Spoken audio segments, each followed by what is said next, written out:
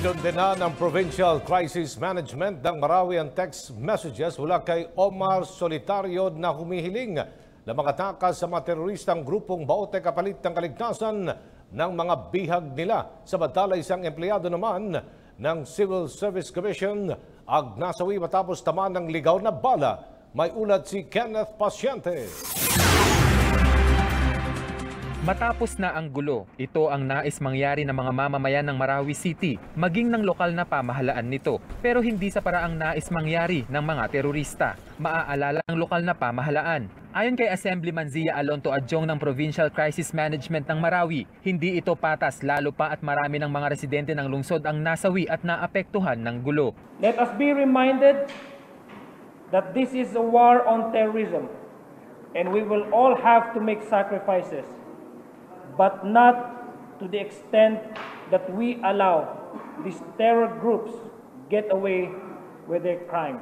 Nauna nang iginiit ni Secretary Lorenzana na walang tsansa na tanggapin nila ang panukalang ito ni Solitario. Kung ginawa nila yan siguro on the first week, eh baka pwede pa yun.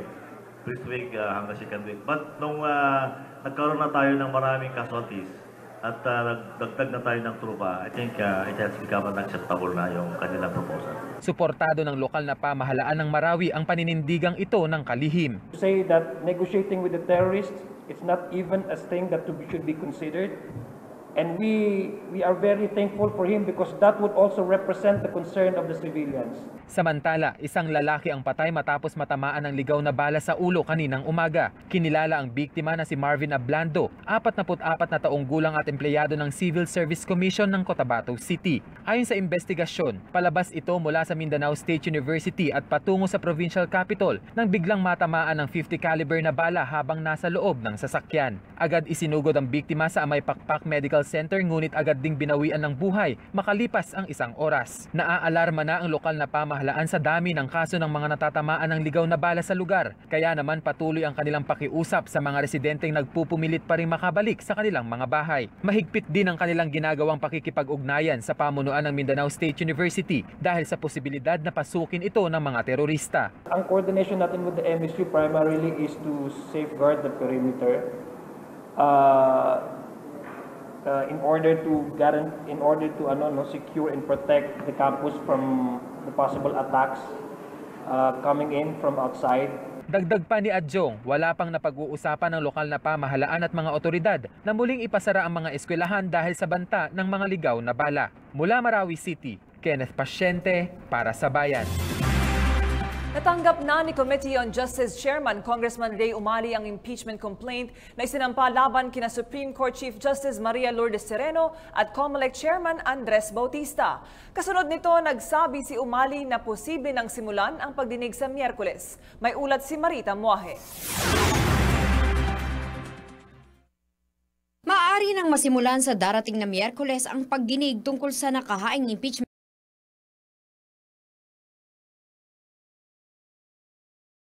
na daw sanang simulan nito sa Lunes, subalit na extend ang budget deliberation hanggang Martes kung kaya tatapusin na muna nila ito. Mayroong 60 session days ang House Committee on Justice para dinggin ang impeachment laban kina Sereno at Bautista. We have only 60 days or 60 session days within which to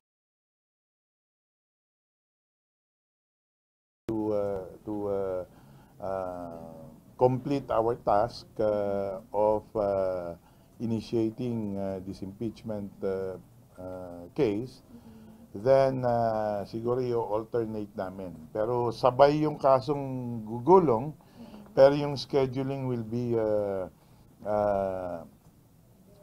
one at a time. Samantala, dahil sa dalawang complaint ang inihain laban kay Sereno, tatalakayin muna ito ng komite ng magkahiwalay. Sakaling makita na mayroon nitong form at substance ay tsaka daw nila ito maaaring i-consolidate. Bibigyan din ng pagkakataon ang mga inirereklamong sina Sereno at Bautista na ipagtanggol ang kanilang sarili sa pamamagitan ng sulat o kung nais nila ay maaari din silang dumalo sa pagdinig. After sufficiency in substance, then we will require the respondent to answer. And after that, yun yung parang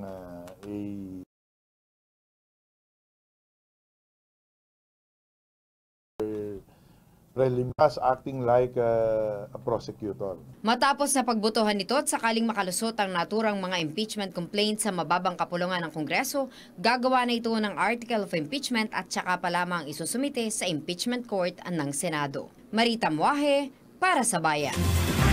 Kumbinsido si dating Senate President Aquilino Nene Pimentel na ang pagpapalit sa federal form of government ay makakatulong para matiyak ang kapayapaan at kaunlaran di lamang sa Mindanao kundi sa buong bansa.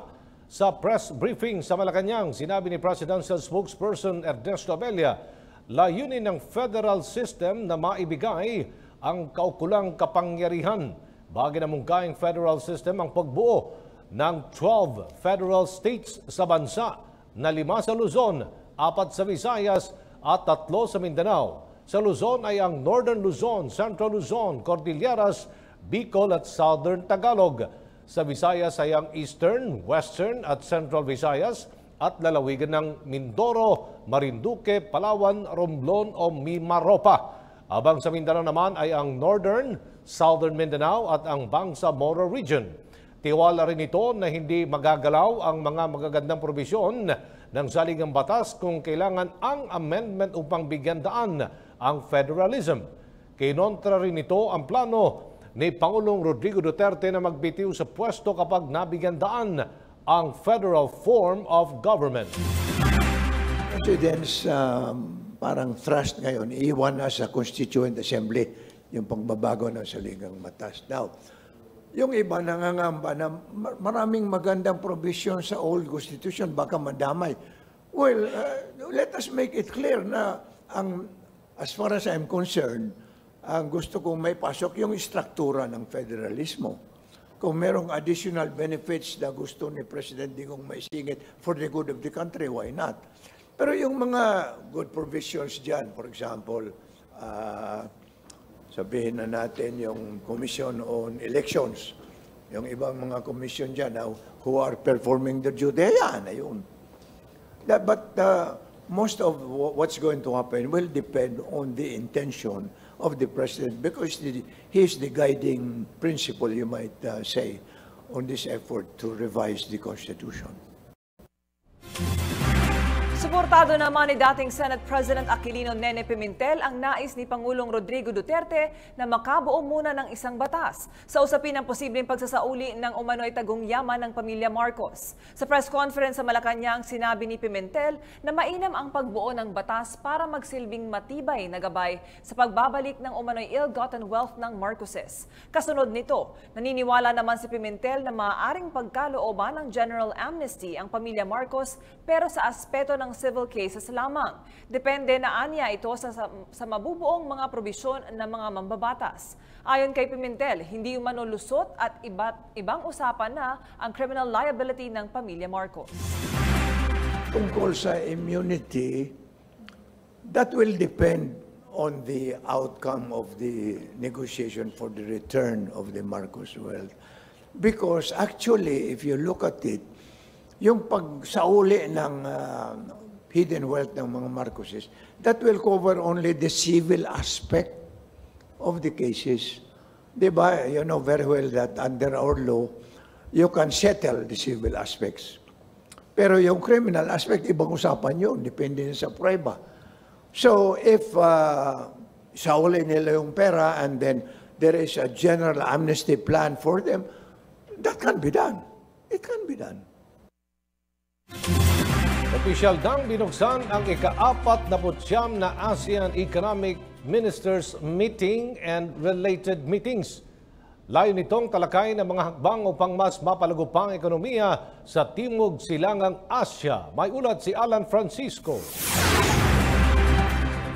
Pagpapaunlad sa ekonomiya ng mga bansang kasapi ng Association of Southeast Asian Nations o ASEAN. Dito sa sentro ang serye ng mga pagpupulong ng mga delegado ng rehiyon kaugnay ng ika-49 na ASEAN Economic Ministers Meeting and related meetings mula 7 hanggang 11 ng Setyembre. Ito ang inihayag ni Department of Trade and Industry o DTI Secretary Ramon Lopez sa opisyal na pagbubukas ng event kung saan ang Pilipinas ang tumatayong chairman ng ASEAN 2017. Ayon kay kay Secretary Lopez, importante ang mga pagpupulong dahil tatalakayin dito ang mga pinagdaanan at kahinatnan ng ekonomiya ng Timog Silangang Asya. Our meeting this week is vital to the region's messaging on the success of ASEAN as a bloc. We have achieved critical mass to take ASEAN higher as our economies are growing faster than most of the rest of the world. It is expected that by 2015, the ASEAN economy will amount to over $9.2 trillion, making it the fourth largest in the world. Kasabay nito, ang panawagan ni Lopez sa mga bumubuo ng ASEAN na resolbahin ang ilang isyong pang-ekonomiya sa rehiyon.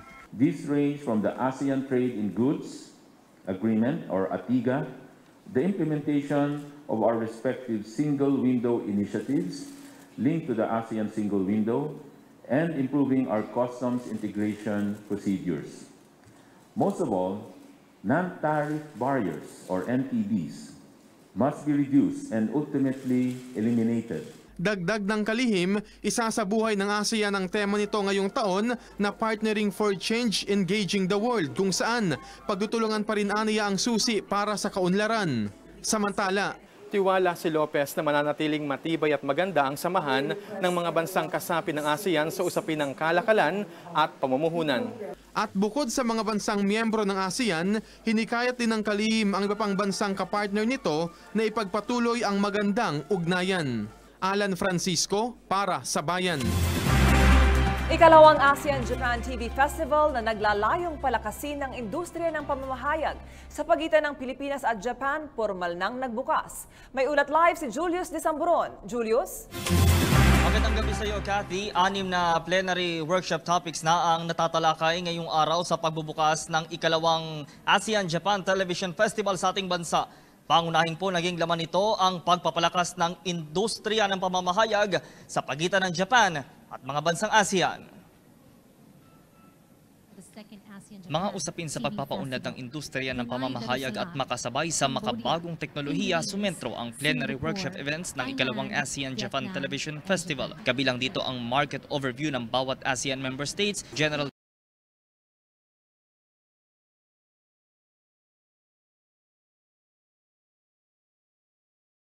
program ay napakahalagang usapin. I think there has been sort of progress in ASEAN nations and Japan. So I think mutual understanding on copyright issue is growing. Pagpapatuloy din daw ito ng unang ASEAN-Japan TV Festival sa Malaysia taong 2015 na inilatag ang proseso sa paggawa ng TV and film promotion and productions. Bilang panauhin sa okasyon ay ipinunto naman ni Communications Secretary Martin Andanar ang pagnanais ng Duterte administration na mailapit ang pamahalaan sa taong bayan at maipaabot ang agarang serbisyo publiko. Confident with the knowledge and learning experience that Japanese creativity and technical expertise can share with us in our country and with the other participating members of the ASEAN to push for innovation and promote a robust television industry in changing the broadcast landscape. Bilang Pilipinas ang chairman ng 2017 ASEAN, ibinida pa ni Secretary Andanar ang mga isinusulong na pagbabago ng kasalukuyang liderato sa mga government stations nito tulad sa PTV4 bilang tulay ng pagbibigay ng napapanahon at patas na impormasyon.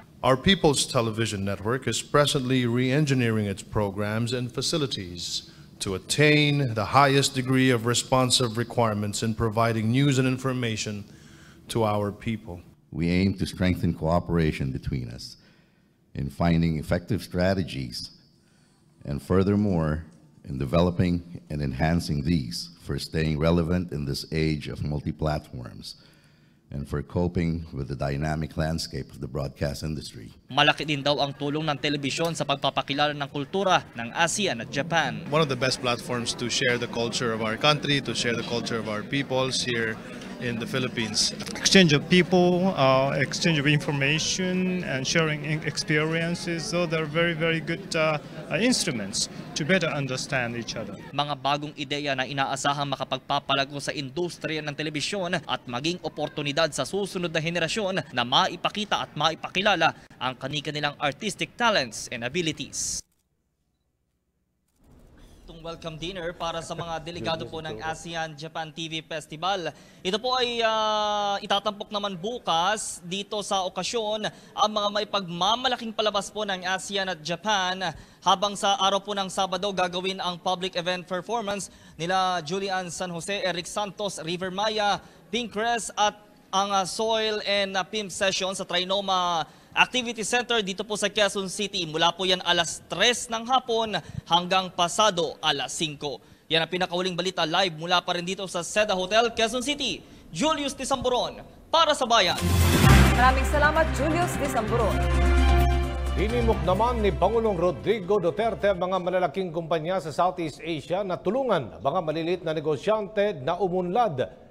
Inig ito ng Pangulo sa kanyang pagdalo sa ASEAN Business Awards kung saan pinarangalan ang mga natatanging businessmen sa mga bansang kasapi ng ASEAN. May ulat si Ria Fernandez. Hinikayat ni Pangulong Duterte ang mga malalaking kumpanya sa Timog Silangang Asya na akayin ang mga maliliit na negosyo. Ang panawagang ito ay ginawa ng Pangulo sa ASEAN Business Awards na idinao sa isang hotel sa Parañaque City, kung saan siya mismo ang naggawad ng parangal sa mga natatanging negosyante sa rehiyon. I now extend this call to other big businesses in the region.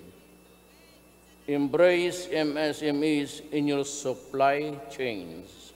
Open up your retail stores and integrate these small entrepreneurs in the way you do business. Sa pamamagitan ng pakikipagtulungan sa mga tinaguriang micro, small and medium enterprises o MSMEs, tiwala ang Pangulo na matutugunan ang kahirapang nararanasan ng maraming bansa sa ASEAN. Let the accomplishments of our honorees serve as an example for the whole region that MSMEs are key drivers and contributors to greater employment opportunities and more resilient economies in ASEAN. 8 sa 30 awardee ay mula sa Pilipinas.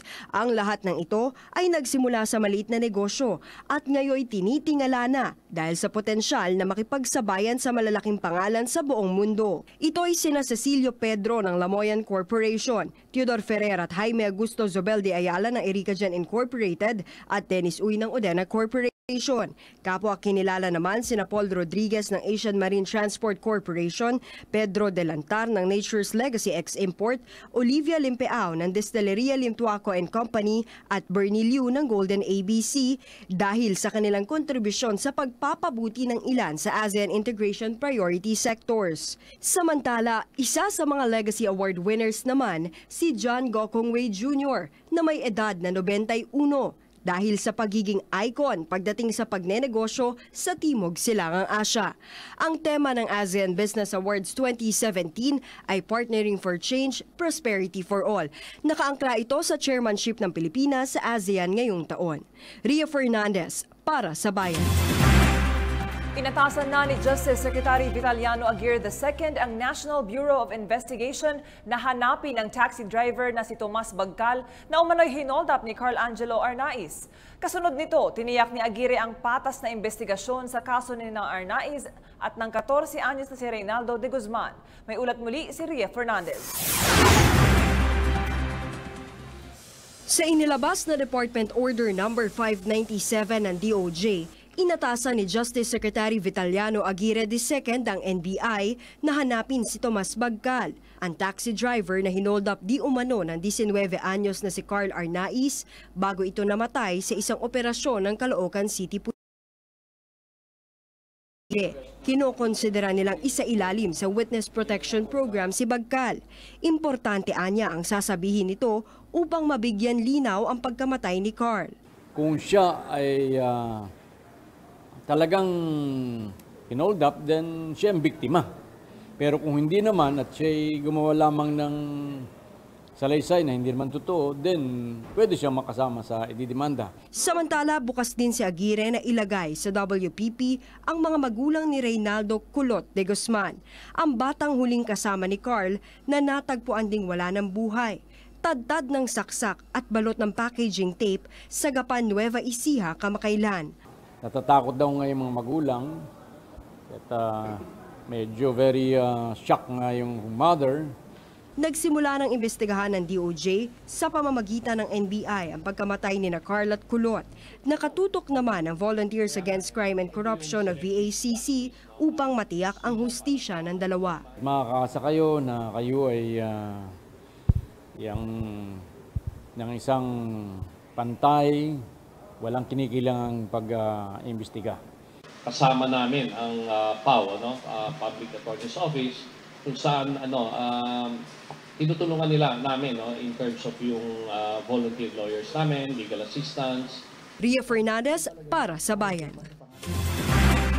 Nakiusap ang Metro Manila Development Authority sa mga mamamayan na magkaroon ng scheduling sa pagpunta sa mga mall establishments kasunod ng volume reduction measure na ipapatupad ng ahensya ngayong sumasapit na ang bear month season. Ayon sa MMDA, walang kaibahan ang traffic measure ngayong taon sa ginawa nila noong nakaraang taon, kung saan matatandaang ipinatupad nila ang no window hours policy upang maiwasan ang mabigat na trapiko tuwing holiday season.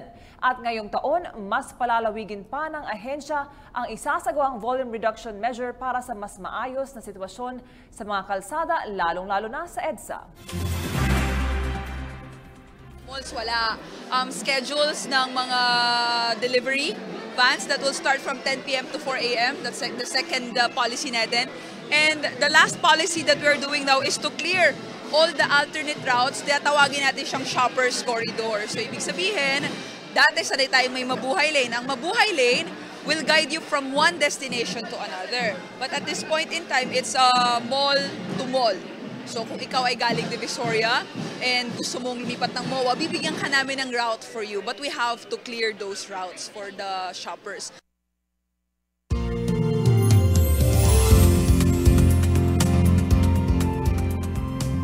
Ramdamang mas maaraw at tuyong panahon sa malaking parte ng Luzon at magpapatuloy yan buong weekend. Dulot yan ng high-pressure area system na nasa hilagang Pasipiko at extended ang epekto nito sa buong Luzon. Umiiral din ang ITCZ sa katimugang bahagi naman ng Mindanao. Kaya naman base sa ating forecast map para bukas, concentrated ang isolated showers o thunderstorms natin dito sa Zamboanga Peninsula, Northern Mindanao at ilang parte ng Davao at Caraga region. Sa malaking parte naman ng bansa, sasalubong pa rin tayo ng maaliwalas na panahon ang unang weekend ng buwan. Kabilang nga dyan ang malaking parte ng Luzon, Bicol Region at ilang bahagi ng Visayas bukas. Sa mga oras naman na ito, ngayong gabi concentrated lamang ang isolated rain showers natin o panandaliang pag-ulan dito sa bahagi ng Mindanao, particular sa Caraga Region, Northern Mindanao at Zamboanga Peninsula at ilang parte ng kanlurang Luzon. Bukas naman, araw ng Biyernes sa Metro Manila, posible tayong makaranas ng thunderstorm sa gabi. Possible highs natin ay posibleng pumalo sa 35 degrees Celsius bukas at bababa naman yan sa Saturday and Sunday sa 33 to 34 degrees. Habang Cebu at Davao naman malitan chance sa makaranas sa mga pagulan bukas. Maximum highs ay nasa 33 degrees Celsius. Samantala, labas naman tayo ng bansa at salipin natin ang latest satellite image ng JTWC o Joint Typhoon Warning System ng US. Patuloy iminomonitor ng Pag-asa ang isang sirkulasyon o namumuong sama ng panahon. Papalapit yan ng Philippine Area of Responsibility. Posibleng pumasok ito sa loob ng PAR sa darating na linggo o sa Lunes. Sa ngayon, mataas ang chance na maging LPA yan by this weekend habang nananatili ito sa Dagat Pasipiko. Babala na Pag-asa, may nakikita silang posibilidad na dumaan ito sa Luzon at may posibilidad din na lumihis naman yan ng ating bansa at gumalaw pahilaga papalayo ng kalupaan. Patuloy itong inimonitor na Pag-asa. Sa ngayon, nasa labas pa yan ng PAR at malayong-malayo sa ating bansa. Ayon naman sa climatological records ng Pag-asa, nasa 2 hanggang 4 na bagyo ang estimate o average count na nabubuo o pumapasok sa ating bansa ngayong buwan ng Setyembre. Ang karaniwang forecast track din ay dumadaan sa Northern Luzon. Sa ngayon, wala po tayong bagyo o sama ng panahon sa loob ng PAR at posibleng buong weekend yan. Kaya para naman sa mga lalabas, silipin natin ang weekend forecast sa ilang mga destinasyon sa bansa.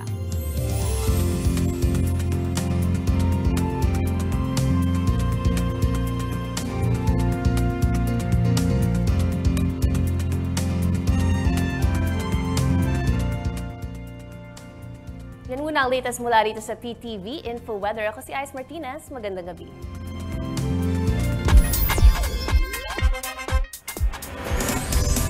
Para po sa mga nagnanais maging milyonaryo, narito ang resulta para sa Suertres Lotto na binola kaninang alas 11 ng umaga.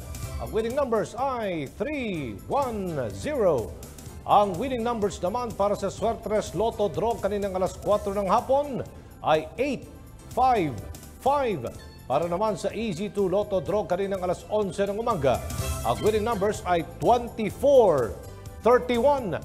Ang resulta naman ng Easy 2 Lotto Draw kaninang alas 4 ng hapon ay 25, 26. May pagkakataon pa para tumaya sa pinakamalapit na Lotto outlet sa inyong lugar. Mari pang tumaya para sa Super Lotto 649 at Lotto 642 hanggang alas 8:30 ngayong gabi. Mapapanood ang Lotto Draws mamayang alas 9 ng gabi dito lang sa PTV. Kasunod ng patuloy na pagtaas ng presyo ng supply ng kuryente at paghina ng piso kontra dolyar ay ang nagbabadyang pagtaas ng singil ng kuryente ngayong buwan ng Setyembre. May ulat si Clazel Pardilla. Walang put-ani ang bang dagdag singil sa kuryente ngayong buwan ng Setyembre. Mas mataas ito kumpara sa 13 sentimo kada kilowatt-hour na pagtaas nitong Agosto. Kaya naman si Nanay Rosalinda hindi na alam kung paano patutubo ang kanyang negosyo. Pero naiinis ako kasi ang taas eh. Konti lang ang kinikita sa karinderya. E de ang kinikita namin mapupunta lang sa kuryente. Sa isang buwan, 172 piso ang dapat asahan na dagdag bayarin sa kumukonsumo ng 200 kilowatt-hour at mahigit 400 piso naman sa bawat 500 kilowatt-hour. Dahil rito, dobleng pagtitipid na ang gagawin ni Nanay Rosalinda. Lahat na ng paraan, ginagawa na namin ang pagtitipid. Sa gabi, tinatanggal namin yung freezer ng mga soft drinks. Dito na lang kami sa labas matutulog. Hindi kami matutulog sa loob kasi napakainit eh. Ayon sa Manila Electric Company o Meralco, ito'y bunsod ng pagtatapos ng pagbibigay ng kulang-kulang 7 bilyong piso na refund sa mga consumer mula sa over-recovery pass-through charges mula Enero ng taong 2014 hanggang Disyembre ng 2016. Ilan pa sa mga dahilan ng dagdag singil ay ang pagtaas ng presyo ng supplier dahil sa pagmahal sa spot market at paghina ng piso kontra dolyar. Clazel Pardilla para sa Bayan.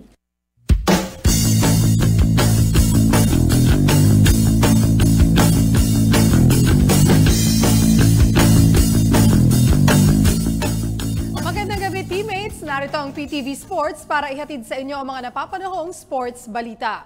Walang lugis na naging 4-player trade sa pagitan ng Blackwater Elite at Barangay Ginebra San Miguel. Ito ang iginit ni Elite Head Coach Leo Isaac ukol sa mga batikos na kanilang natatanggap ng pakawalan nila si sophomore guard Art de la Cruz sa nasabing trade. May report si Dennis Principe. Balanse na maituturing ang trade sa pagitan ng Blackwater at Ginebra. Ayon kay Elite Coach Leo Isaac, hindi lugi na maituturing ang sinuman sa kanilang dalawang koponan kahit na mga tipong starters ang kanilang mga pinakawalan.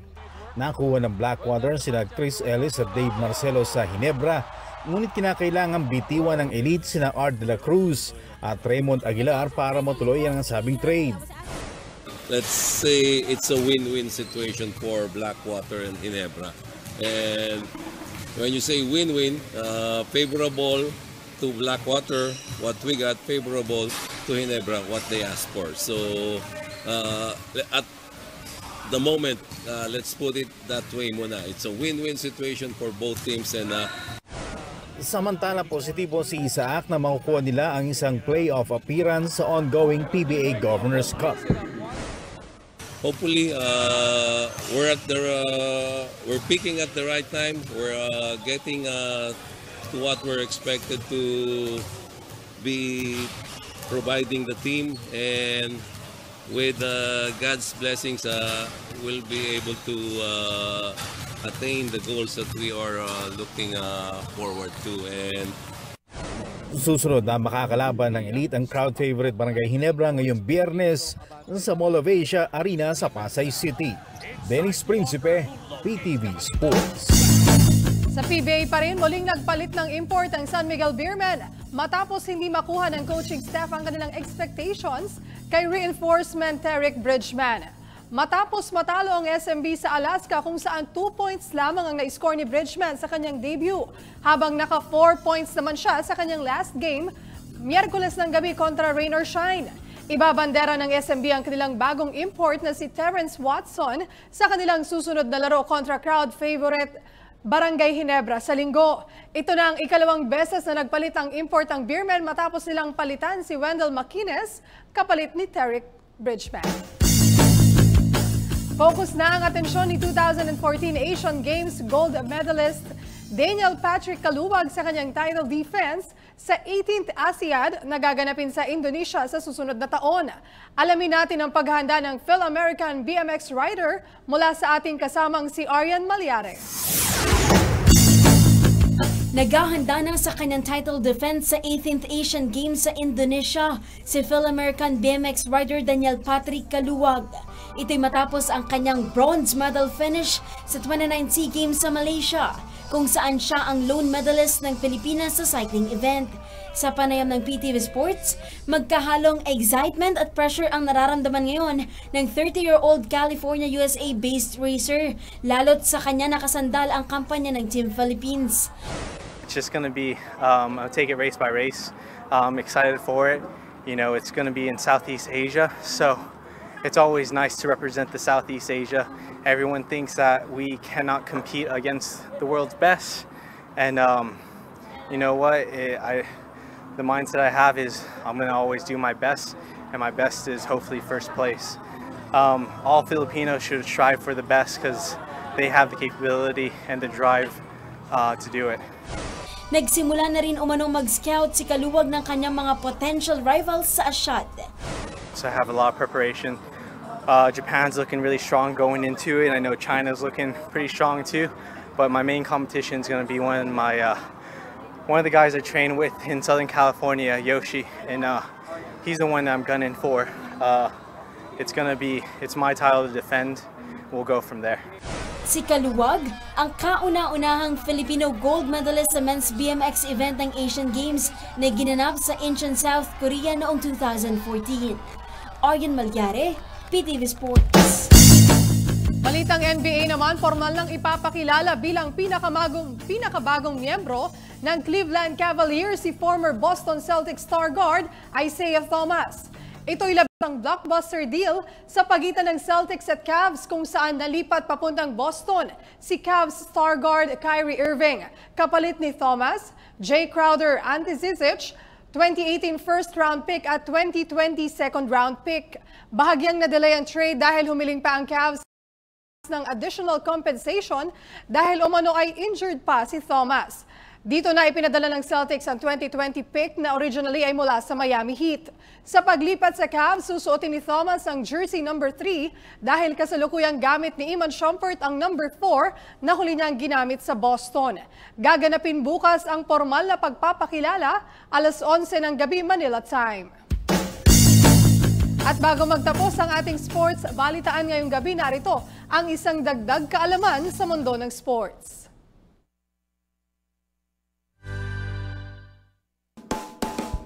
Bukod sa regular na skateboarding, mayroong isa pang extreme outdoor sport na kinahihiligan ang mga skateboarders, ang street lodge.